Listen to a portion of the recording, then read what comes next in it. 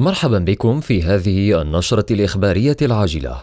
العثور على بقايا حمار يستنفر المصالح الأمنية.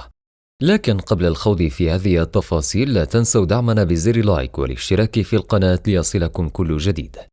وفي التفاصيل، عثر مواطنون مؤخرا على بقايا أطراف ورأس حمار مرمية في منطقة الفخارين بمدينة فاس، وهو الأمر الذي أثار علامات استفهام حول مصدرها والجهة التي تقف وراء التخلص منها بهذه الطريقة. واستنفر هذا الحادث المصالح الأمنية والسلطات المحلية التي حلت بمسرح الواقعة فور علمها بالخبر من أجل المعاينة والتحري، حيث جرى فتح تحقيق في هذه القضية التي أثارت غضبا واسعا في صفوف الساكنة المحلية.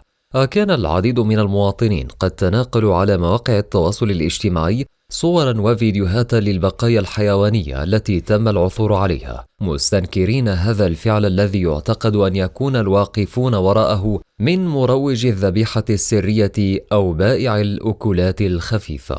وتفاعل العديد من الفاعلين الجمعويين بالمدينة حول هذا الموضوع، مطالبين الجهات الوصية بالتدخل العاجل لوقف أي ممارسات أو أفعال من شأنها الإضرار بصحة المستهلكين وسلامتهم.